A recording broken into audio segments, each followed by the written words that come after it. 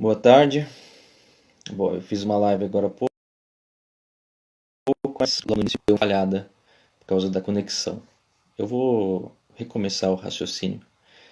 Na verdade, a gente vai pensar aqui, refletir sobre a arte do bem viver, a ética, a busca do bem supremo. Qual é aquela vida que nós poderíamos chamar de bem vivida? Qual é a vida que faz sentido? Como você consegue viver uma vida que faz sentido, uma vida bem vivida? Quando a gente fala de felicidade, talvez alguns possam pensar que felicidade não é um bom objetivo, não é uma boa maneira de medir, mas a felicidade é a nossa motivação. Seja na busca pela felicidade mais propriamente carnal ou circunstancial, aquelas que nós conseguimos atingir com os nossos cinco sentidos, né, com os prazeres, ou seja, com aquela felicidade interior do pensamento, do ideal de vida, ou de forma mais espiritual falando, o que a gente chamaria de uma virtude ou uma realização transcendental. O fato é que se não houvesse felicidade, se não houvesse a busca pela felicidade, nós não faríamos qualquer coisa. Quando a gente pensa, por exemplo, em fazer o que é certo, em adotar uma doutrina religiosa ou seja lá o que for, qual é a nossa motivação para fazer isso? Por que a gente vai adotar determinada crença, se não porque a gente acredita que no final das contas essa determinada crença é o mais certo, é o mais certo em relação àquilo que faz melhor para o ser humano, faz um bem maior para o ser humano e, portanto, para nós mesmos. Na Grécia Antiga havia três escolas muito conhecidas de filosofia que tinham a sua interpretação de mundo e tinham essa parte também da ética que tentava definir, que tentava descobrir qual era o segredo, qual era o melhor modo de viver. E hoje nós vamos falar do estoicismo, mas antes eu quero falar também de outras duas escolas, outros dois conceitos clássicos em relação à ética que existiam naquela época, que são o hedonismo e o epicurismo. Mas eu quero falar de uma forma bem simplificada e eu vou usar aqui uma única personagem, como se fosse um único indivíduo em determinadas etapas da sua vida em que ele começa a perceber certas coisas e definir o seu foco de vida, definir o seu conceito de felicidade, seu conceito de ética. Vamos dizer que um sujeito qualquer, quando é jovem, começa a pensar e pensar e chega à seguinte conclusão, uma conclusão radical: o prazer é o bem supremo. Buscar o prazer é a melhor coisa que nós podemos fazer. Vamos simplificar a vida. Nós devemos buscar o prazer. E o que é o prazer? São as boas sensações. Portanto, ter boas sensações, seja em questão de intensidade ou em questão de durabilidade, é a melhor coisa que nós podemos fazer com essa vida. Portanto, esse jovem começa a buscar esse prazer e tenta buscar emoções, sensações intensas. Ele vai para festa, ele vai experimentar várias coisas diferentes na busca desse prazer e ele realmente encontra. Só que chega um instante, chega um momento em que parece que fica um pouco tedioso, parece que o que antes era tão intenso, o que antes era tão bom, o que antes permanecia durante tanto tempo na sensação já não é o suficiente. Então, esse jovem começa a perceber que ele precisa buscar mais recursos para obter prazeres ainda mais intensos, ainda mais duráveis. E ele começa a estudar, ele começa a se esforçar, ele vai em busca da prosperidade para tentar ter o máximo de recursos para obter esses prazeres. E ele consegue. Ele é determinado, ele tem uma boa motivação. Ele está buscando a felicidade, certo? E aí ele consegue muito dinheiro através do seu esforço e ele vai e consegue prazeres que os homens simples nunca imaginaram ser possíveis. Ele consegue também ter um estilo de vida com o máximo de conforto, com o máximo de prazer, o tempo inteiro, tanto na relação da estética em que ele se encontra, na questão sexual que ele consegue desfrutar, nas amizades, nas festas que ele consegue proporcionar para os seus amigos. Ele não tem falta de nada. E ele vive esse prazer que ele procurou, mas chega um momento em que ele começa a perceber que esses prazeres custam muito caro. Por exemplo, ele tem uma certa riqueza que proporciona esses prazeres. Para obter essa riqueza, ele teve que se esforçar muito, e agora ele se vê numa condição em que ele precisa manter essa riqueza. Então ele precisa continuar sofrendo, precisa continuar se esforçando, não é? E aí ele começa a perceber também que esses mesmos prazeres que ele obteve já não são já não são tão suficientes, porque eles proporcionam consequências às vezes negativas. E ele desfruta dos prazeres, mas também tem muito cansaço. Ele vai ficando cada vez mais fatigado, ele vai ficando cada vez mais consciente de que o sofrimento, no final das contas, atrapalha muito essa busca pelo prazer. E ele começa a definir para si mesmo que evitar o sofrimento talvez seja uma definição ou uma forma muito melhor de obter certo prazer. O prazer continua sendo o bem supremo, continua sendo o objetivo. Mas se você, para conquistar isso, para conquistar esse resultado, você tem que ter um sofrimento, um esforço muito maior do que o resultado obtido. Então, a consequência negativa do que você obteve é maior do, do que a própria recompensa que você estava buscando, então também não faz sentido. E aí esse jovem já adulto, já maduro, começa a pensar, talvez esses desejos tão intensos, esses desejos que eu imaginei, que eu criei com a minha mente, sejam perversos, porque eles trazem mais dor, mais cansaço do que eu conseguia imaginar.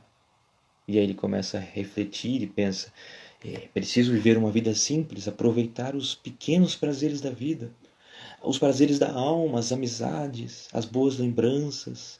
É preciso evitar esses desejos que vão além das necessidades básicas, porque eles trazem a perturbação, eles trazem dor. E ele vive assim durante um bom tempo. É uma maneira sábia de viver. Ele alcançou uma certa maturidade. Ele já não é mais como antes, um jovem inocente na busca desenfreada pelo prazer. Agora ele tem uma razão que faz com que ele tenha prudência em relação à vida, certo? Porém, quando esse sujeito vai ficando velho,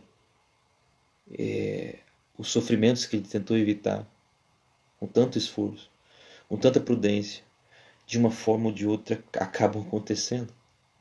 As dores do corpo vêm, o cansaço vem, aquelas coisas que antes eram prazerosas parece que vão perdendo o sabor.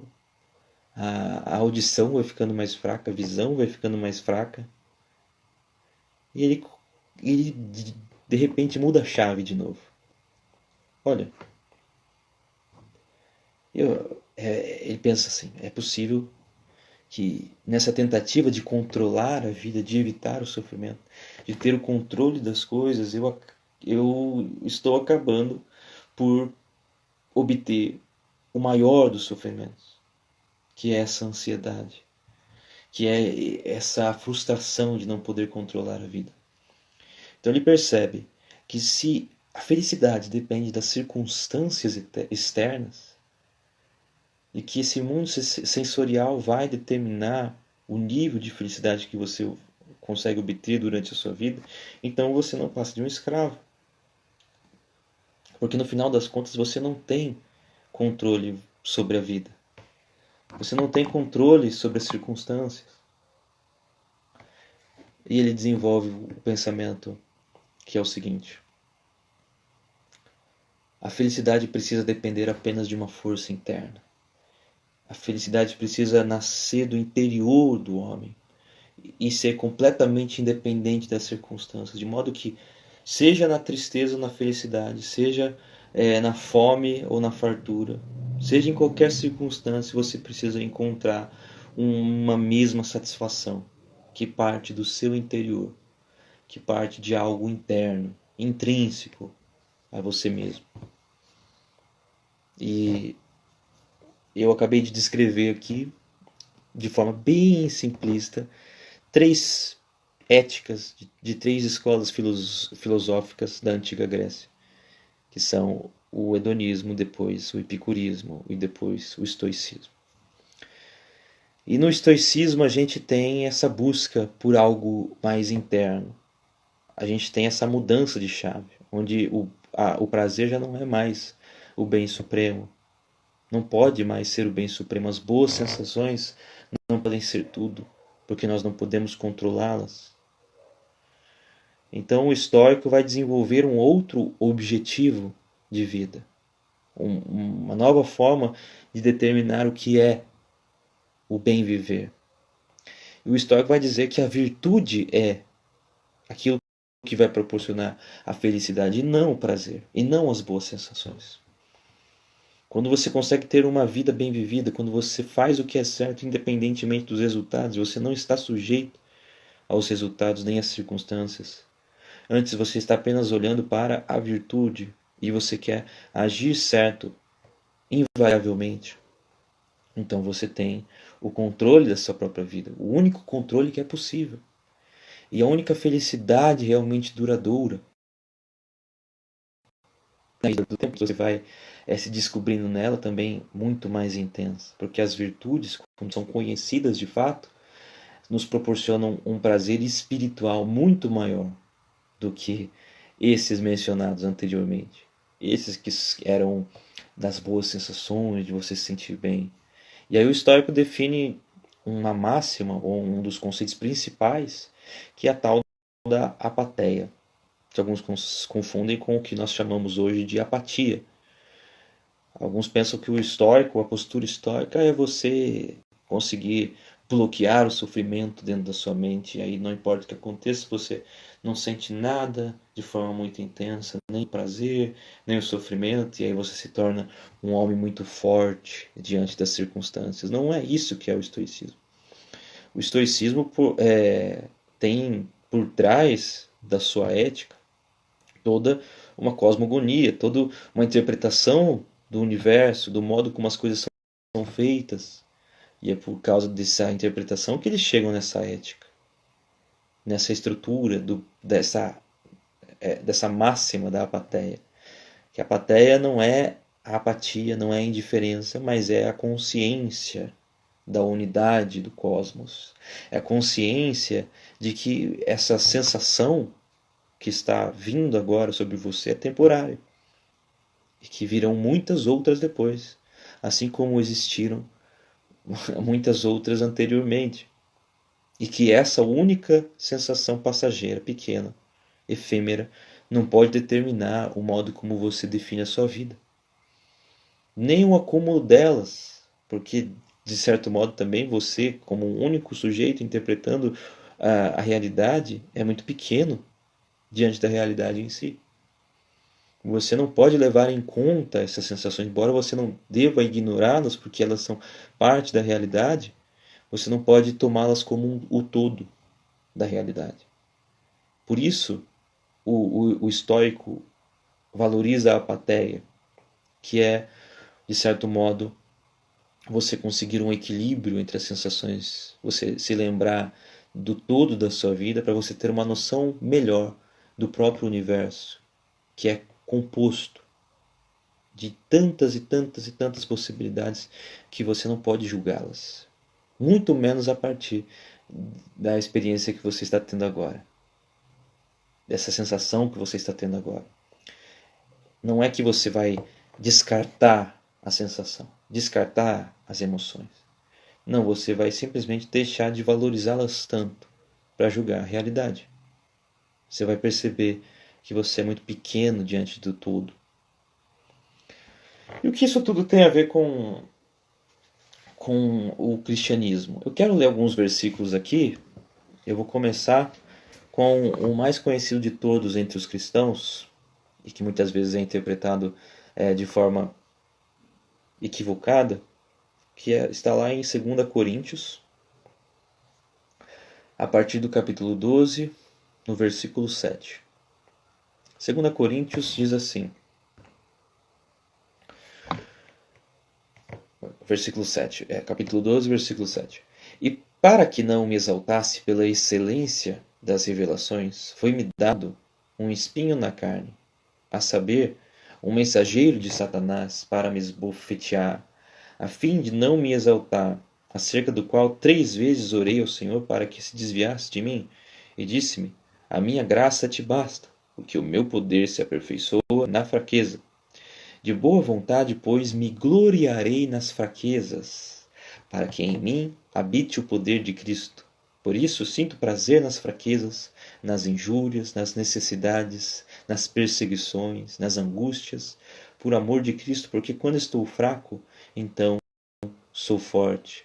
Fui nécio em gloriar-me, vós me constrangestes, eu devia ter sido louvado por vós, visto que em nada fui inferior aos mais excelentes apóstolos, ainda que nada sou. Os sinais do meu apostolado foram manifestados entre vós por toda paciência, por sinais, prodígios e maravilhas. E aqui ele vai defender um pouco a sua própria causa, porque na época havia pessoas ignorantes que estavam dizendo que o apóstolo Paulo não tinha realmente autoridade para exercer o ministério que ele estava exercendo. Mas ele começa essa carta dizendo que Deus permitiu que um certo mal, que um certo sofrimento continuasse presente em sua vida. De modo que ele conseguiu conversar com esse Deus. Mas Deus responde dizendo que o livramento não virá, que o sofrimento vai permanecer, porque o sofrimento faz com que ele se aperfeiçoe. É o que está escrito aqui de forma muito clara. A minha graça te basta, porque o meu poder se aperfeiçoa na fraqueza. O apóstolo Paulo obtém uma certa virtude a partir da fraqueza, a partir do sofrimento, porque essa virtude não vem dele, vem da graça, vem de Deus. Mas o fato é que é preciso que haja esse sofrimento, é preciso que haja essa má circunstância para que ele obtenha essa virtude proporcionada por Cristo. E tanto a virtude quanto a circunstância é ocasionada pelo próprio Deus, que é o dono de todas as coisas. Mas ele diz aqui, portanto, eu me gloriarei, eu ficarei feliz com as minhas fraquezas, porque para que em mim habite o poder de Cristo. Eu sinto prazer. Prazer no quê? No sofrimento. O que significa isso? Que ele é masoquista? Não, ele sente prazer nas injúrias, no sofrimento, nas necessidades, nas perseguições, nas angústias por amor a Cristo. Por quê? Quando ele está fraco, aí é que ele consegue o poder através do Espírito. Aí é que ele alcança a virtude. Quando esse ego dele diminui. Então veja como que isso, de certo modo, é completamente contrário à visão hedonista ou até à epicurista, porque o hedonismo não consegue fazer esse cálculo baseado numa filosofia profunda do ser. O hedonismo busca as boas sensações. E essas boas sensações precisam ser máximas ou duradouras. Mas o que o apóstolo Paulo está dizendo aqui é que ele quer, ele deseja e que ele se gloria nas más sensações. Naquelas coisas negativas, naquelas coisas ruins, naquelas coisas que nos deixam para baixo, nos deixam tristes. Porque são nesses momentos em que a gente encontra maior humildade para realmente encontrar a virtude que Deus nos concede. O epicurismo, por outro lado, é talvez até ainda mais complicado.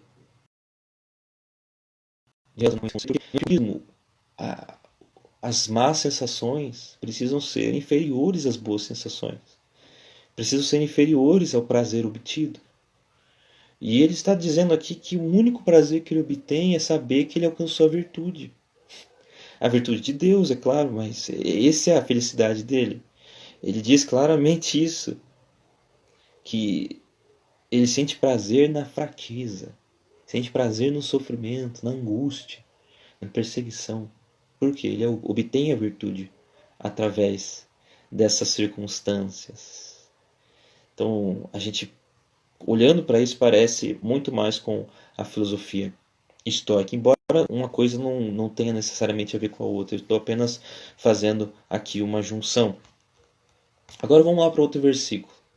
Um outro versículo que é muito conhecido e também às vezes mal interpretado, porque só leio uma parte do texto, mas lá em Romanos 8, versículo 28 diz assim: E sabemos que todas as coisas contribuem juntamente para o bem daqueles que amam a Deus, daqueles que são chamados segundo o seu propósito. Porque os que dantes conheceu, também os predestinou para serem conformes à imagem de seu Filho, a fim de que ele seja o primogênito dos irmãos. E aos que predestinou, a estes também chamou. E aos que chamou, a estes também glorificou. E aos que justificou, não, aos que chamou também justificou. E aos que justificou também glorificou. Que diremos, pois, a estas coisas? Se Deus é por nós, quem será contra nós? Aquele que nem mesmo seu próprio filho poupou, antes o entregou por todos nós, como nos não dará também com ele todas as coisas? Quem intentará acusação contra os escolhidos de Deus? É Deus quem os justifica. Quem é que os condena? Pois é Cristo, quem morreu, ou antes quem ressuscitou dentre os mortos, o qual está à direita de Deus e também intercede por nós. Quem nos separará do amor de Cristo? A tribulação? A angústia? A perseguição? A fome? A nudez? O perigo? A espada? Como está escrito: Por amor de ti somos entregues à morte, todo dia somos reputados como ovelhas para o matadouro. Mas em todas estas coisas somos mais que vencedores por aquele que nos amou. E olha só a conclusão: porque estou certo de que nem a morte, nem a vida, nem os anjos, nem os principados, nem as potestades, nem o presente, nem o porvir, nem a altura, nem a profundidade, nem a outra criatura nos poderá separar desse amor de Deus que está em Cristo Jesus, nosso Senhor. Olha como muitas vezes é o contrário do que as pessoas pensam quando esse texto diz assim, que quem nos separará do amor de Deus? Não significa que Deus vai estar ali o tempo todo proporcionando para a gente boas sensações, boas emoções, bons sentimentos, certo? Seja luz, tenha boas energias. Não, às vezes Deus vai diretamente estar ali, seja não nos aliviando o sofrimento que já está presente, ou seja, ativamente causando em nós o sofrimento para que a gente seja conformes à imagem do Filho. A ideia aqui é de que o sofrimento e a felicidade estão trabalhando conjuntamente. Todas as coisas cooperam para o bem. O que é esse bem? O bem não são as boas sensações. O bem é você se tornar mais de Cristo. É você ter as virtudes de Cristo. Então não importa se essa circunstância está ruim ou boa. Quando você compreende isso aqui, quando você está cheio desse Espírito, dessa graça, a única coisa que você quer é se tornar cada vez mais parecido com Cristo. E você faz isso, claro, através apenas de um milagre. Mas fica claro que fica evidente que as circunstâncias não importam. Agora, eu disse aqui que a gente vai pensar no estoicismo como cristão em uma nova perspectiva. E o que eu quero apresentar aqui como uma nova perspectiva é o seguinte: não é que você precisa ser indiferente ao sofrimento ou ao prazer, indiferente à tristeza ou à felicidade. Não é que você vai ignorar as sensações. Não. Na verdade, você precisa valorizá-las muito. Você precisa vivenciá-las por completo, integralmente. Mas o que eu quero propor aqui é que você precisa desejá-las. Você precisa desejar tanto o bem quanto o mal. Tanto o que acontece. Não é que você vai desejar o sofrimento, isso seria absurdo. Eu estou dizendo a partir do momento em que acontece. Está ali como um fato concretizado. Você precisa se portar diante daquele fato como se tivesse desejado. Como se você tivesse orado, pedido por aquilo. Porque quando você não faz isso, quando você fica ali reclamando ou pedindo por um outro estado de existência, você desperdiça aquele momento. Aquele momento pode ser uma mudança muito grande para você, que você nunca conseguiu encontrar antes. Aquele sofrimento pode proporcionar para você uma elevação de consciência, de percepção que você não poderia ter de outra forma. Só que quando você foge desse sofrimento, quando você foge das circunstâncias, você jamais obtém essa percepção, essa consciência, esse conhecimento, essa virtude. Então não é que você precisa pensar que as circunstâncias são indiferentes. Não, você precisa amar a realidade. Amar a realidade, seja qual for, porque a realidade é proporcionada por Deus. Os estoicos tinham a noção de destino, tinham a noção de uma inteligência, uma razão divina, que João chamou de Logos, que estava por trás de todas as coisas. E os ateístas, eles acreditavam em destino, eles diziam que a gente deveria simplesmente aceitar as coisas que nos acontecem. Eu vou mais adiante, eu digo, não é que você precisa aceitar invariavelmente para evitar o sofrimento. Não, você precisa aceitar inclusive o seu sentimento de não aceitar. Você precisa assimilar isso, você precisa compreender isso, você precisa desfrutar ao máximo e tentar extrair o máximo de profundidade de conhecimento dessa sensação e dessas circunstâncias para que você possa chegar ao máximo de elevação que essa fase da sua vida pode te proporcionar. E isso vai te trazer uma satisfação, uma plenitude. Não sei se talvez pareça muito idealista para alguns, mas pensem bem. Se vocês colocarem a elevação como o próprio significado de felicidade, o conhecimento da virtude, que só pode ser encontrado em Deus, como o próprio significado da felicidade, essas circunstâncias, essas sensações passageiras vão deixar de ser tão importantes, elas são efêmeras. E você vai passar a desejá-las porque elas são um material, elas são um recurso para você enriquecer a sua perspectiva, enriquecer a sua consciência, enriquecer a sua percepção de virtude, diante até das adversidades que a gente pode muito mais exercer as nossas virtudes. Bom, eu quero ler aqui um outro texto que fica mais claro ainda a posição do apóstolo Paulo, que é parecida com essa ideia que a gente tem de estoicismo. Olha só. Primeiro lá em Filipenses, capítulo 4, a partir do versículo 4. Diz assim: Alegrem-se sempre no Senhor. Novamente direi, alegrem-se. Seja a amabilidade de vocês conhecida por todos. Perto está o Senhor. Não andem ansiosos por coisa alguma, mas em tudo, pela oração e súplicas, e com ação de graças, apresentem seus pedidos a Deus. E a paz, que excede todo entendimento, guardará os seus corações e as suas mentes em Cristo Jesus. Essa é a tal apatheia que os históricos queriam tanto alcançar, mas que a gente alcança facilmente em Cristo. E ele diz assim: finalmente, irmãos, tudo que for verdadeiro, tudo que for nobre, tudo o que for correto, tudo que for puro, tudo que for amável, tudo que for de boa fama, se houver de algo excelente ou digno de louvor, pensem nessas coisas.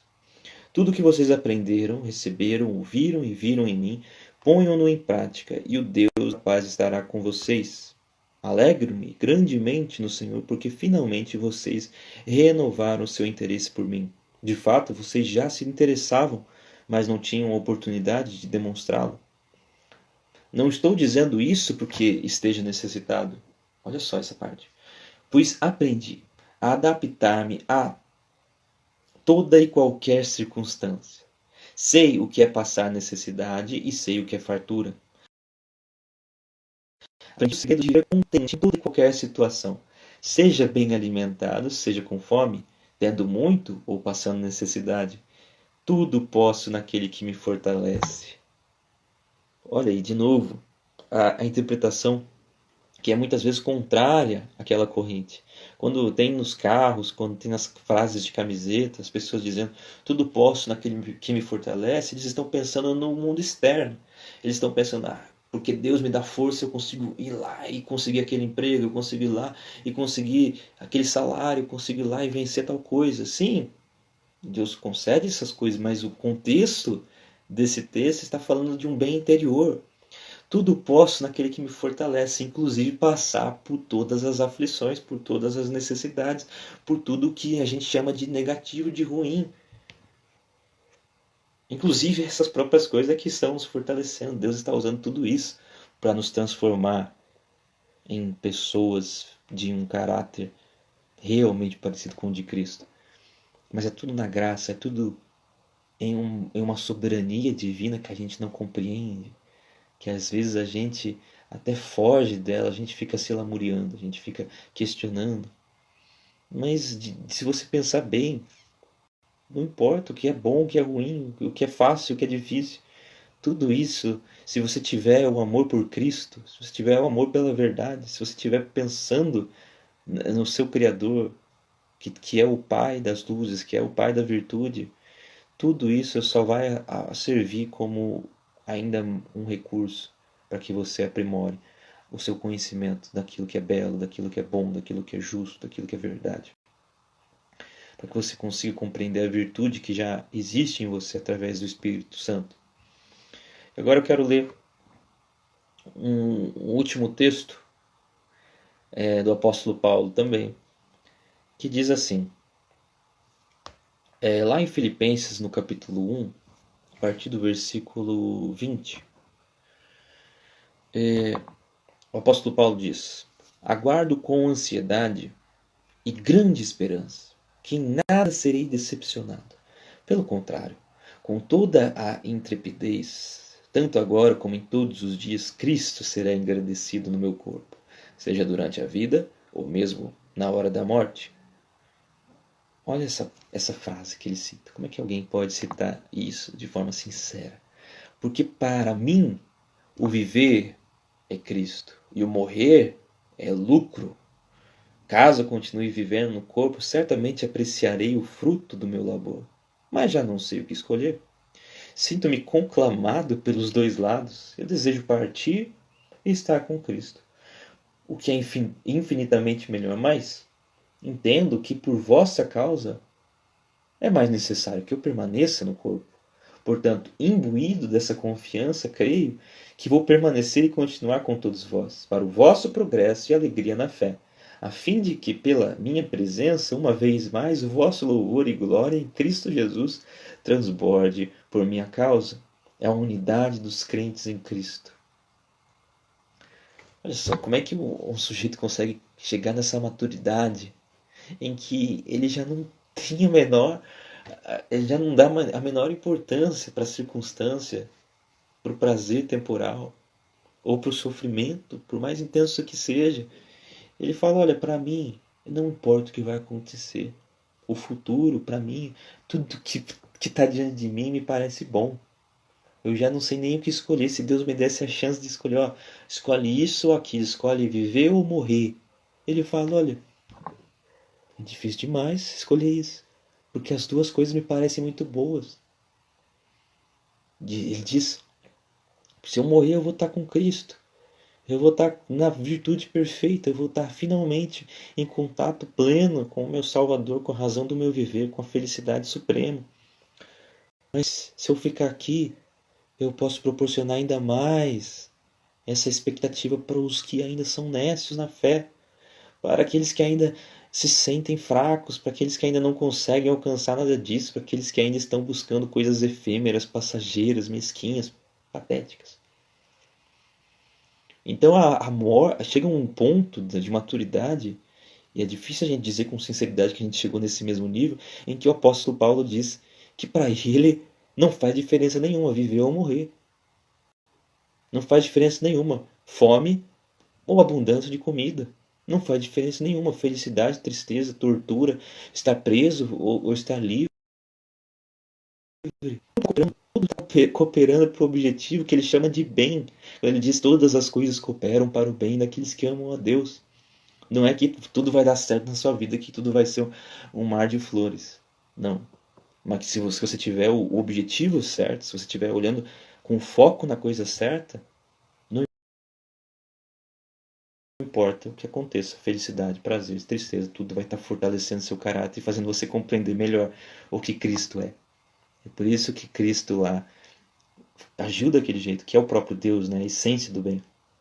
Ele sofrendo, sendo torturado, as mulheres chorando, a sua mãe olhando para ele, para o próprio filho, deprimida com aquela cena em que o filho dela estava sendo torturado, e ele fala assim: ó, não chorem por mim, chorem pelos que ficam, chorem por essa nação, por esse povo perverso, que não consegue compreender o bem, e que vai ser levado pelo mal, porque estão buscando nas coisas efêmeras, estão buscando as coisas erradas.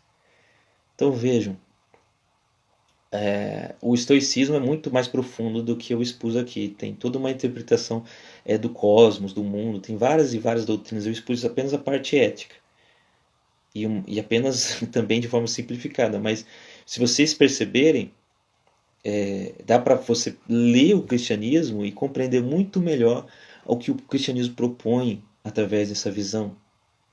Porque a gente tem uma geração de pessoas que estão buscando coisas materiais, estão buscando coisas pequenas, estão buscando coisas patéticas, estão ainda muito presos a uma superficialidade que já foi superada 2000 anos atrás.